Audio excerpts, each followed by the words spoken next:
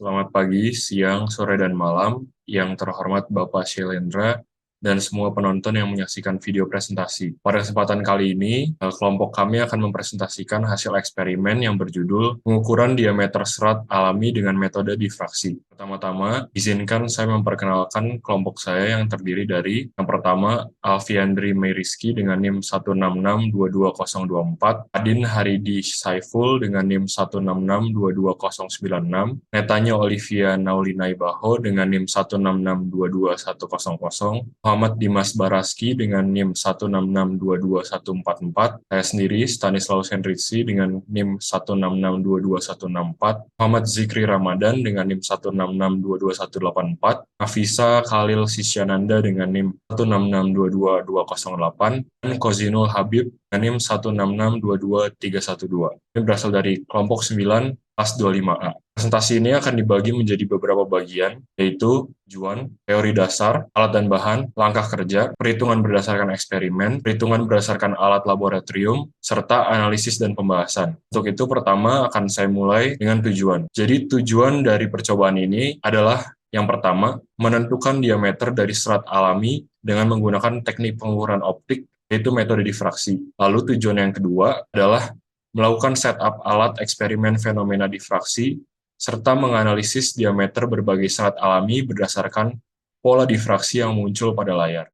Percobaan ini dilandaskan oleh 3 teori dasar, yaitu cahaya, laser, dan terakhir difraksi. Yang pertama adalah cahaya. Cahaya merupakan gelombang transversal dan gelombang elektromagnet. Berawal dari hasil kerja Planck, Einstein, dan de Broglie, diketahui cahaya adalah entitas yang unik karena bisa berlaku sebagai partikel dan berlaku sebagai gelombang. Cahaya akan menunjukkan fenomena fisika yang berbeda sesuai dengan masing-masing karakter dualisme sifat cahaya. Salah satu penerapan dari cahaya adalah laser.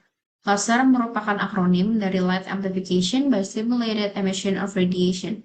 Pancaran laser biasanya cahaya monokromatis dan koheren, sebagai hasil dari emisi cahaya dari banyak atom. Laser mensimulasi molekul untuk menguatkan cahaya dan memancarkan cahaya pada panjang gelombang tertentu, sehingga menghasilkan sinar radiasi yang sempit. Sinar laser merupakan gelombang elektromagnetik yang dapat mengalami pemantulan, pembiasan, interferensi, deviasi, dispersi, difraksi, dan terakhir polarisasi. Difraksi cahaya merupakan peristiwa pelenturan gelombang cahaya ketika melewati suatu celah sempit. Lebar celah dari yang dilewati adalah cahaya difraksi itu sangat kecil, sehingga gelombang cahaya yang tampak melebar pada tepi celah. Peristiwa difraksi cahaya menghasilkan garis-garis terang dan garis-garis gelap seperti pada peristiwa interferensi.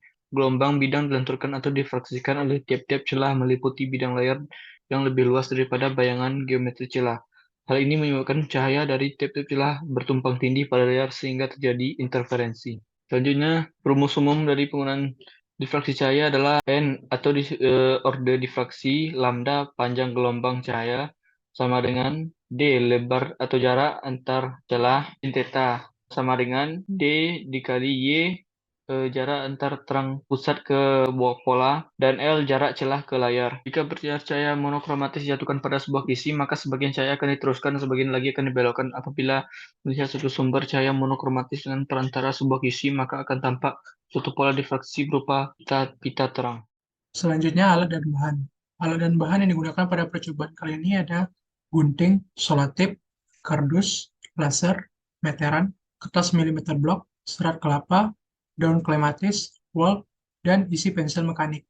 Selanjutnya, di sini saya akan menjelaskan bagaimana proses percobaan pada makalah ini dilakukan. Yang pertama yaitu kami terlebih dahulu menyiapkan alat dan bahan berupa berbagai serat, solatip, gunting, kardus, kertas milimeter blok, dan laser. Kemudian, kami memotong kardus ukuran 10 kali 20 cm. Lalu lubangi pada bagian tengah kardus dengan ukuran 6 kali 10 cm.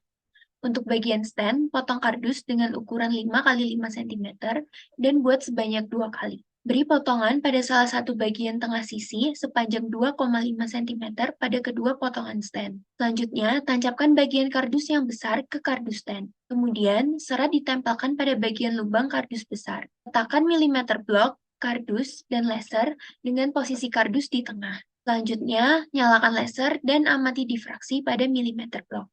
Lalu selanjutnya adalah perhitungan berdasarkan teori. Nah, kita ketahui bahwa untuk difraksi memiliki rumus d sin theta sama dengan n lambda, yang mana sin theta ketika tetanya kecil akan bernilai hampir sama dengan tan theta. Nah, tan theta adalah perbandingan antara jarak dari terang pusat ke pol yang diinginkan dengan jarak antara celah ke layar. Sehingga kita mendapati rumus akhir yaitu dy per L sama dengan m lambda dengan keterangan sebagai berikut. Lalu hal yang pertama kita ukur adalah pensil mekanik. Pensil mekanik ini kita sudah mengetahui berapa diameter aslinya berdasarkan keterangan pada produk di pensil mekanik tersebut. Menggunakan lambda 650 nanometer, kita menggunakan order pertama dan L-nya itu 3,61 meter,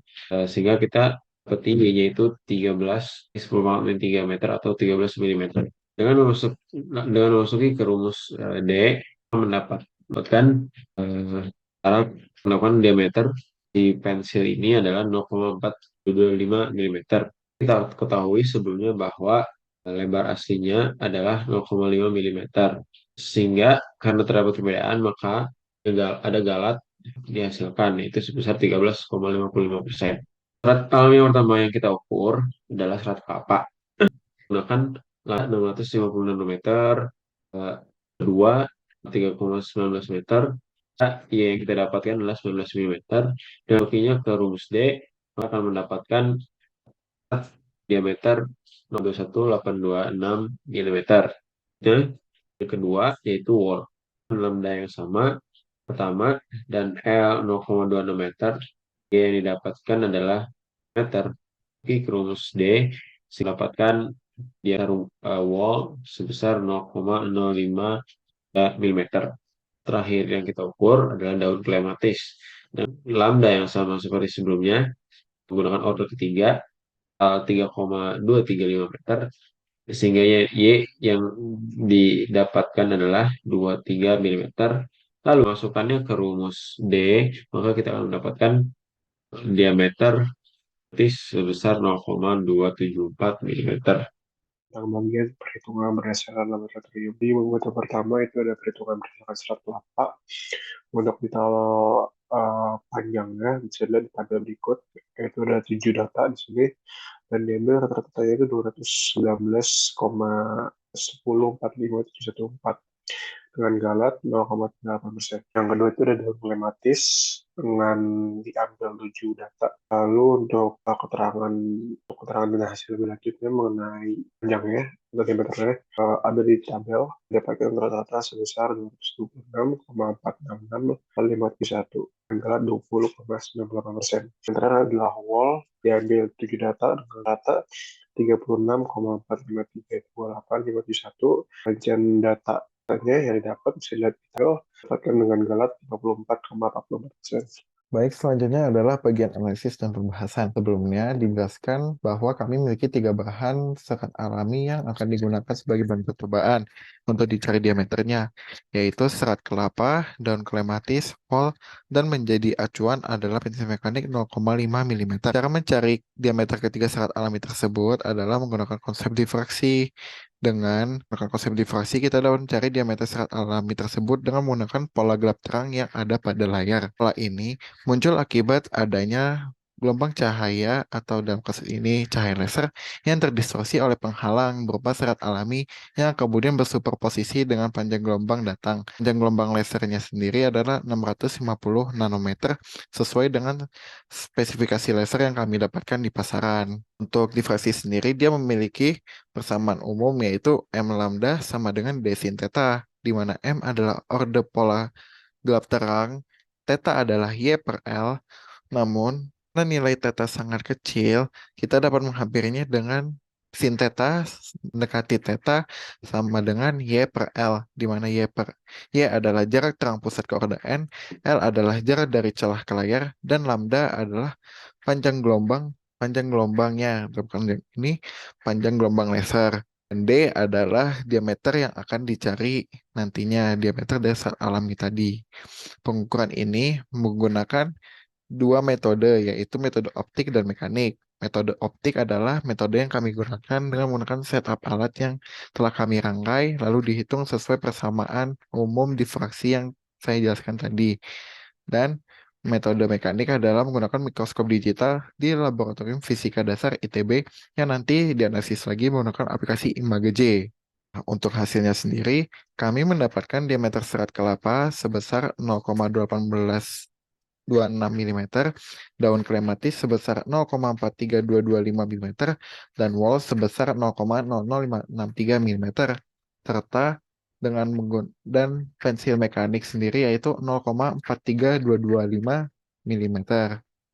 Sementara dengan menggunakan metode mekanik, kami mendapatkan diameter serat kelapa sebesar 0,22646 mm, daun klematis sebesar 0,2191 mm, dan wall sebesar 0,03645 mm. Pensil mekanik memiliki diameter sebesar 0,5 mm sesuai dengan spek yang dimiliki pensil mekanik tersebut.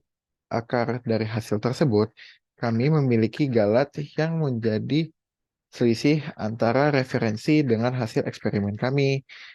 Rumus galat sendiri adalah yang terdapat di layar. Persen galat sama dengan eksperimen dikurangi referensi yang diabsolutkan dibagi oleh referensi dikali 100%. Sehingga kami mendapatkan galat untuk pensil mekanik adalah sebesar 13,55%, serat kelapa sebesar 0,38%, daun klematis sebesar 21,11%, dan wall sebesar 35,29%. Besar galat ini dapat terjadi karena kurangnya keakuratan dari setup alat yang digunakan saat pengukuran. Faktor lingkungan tempat kami mengambil data juga dapat mempengaruhi hasil yang kami dapatkan di lapangan.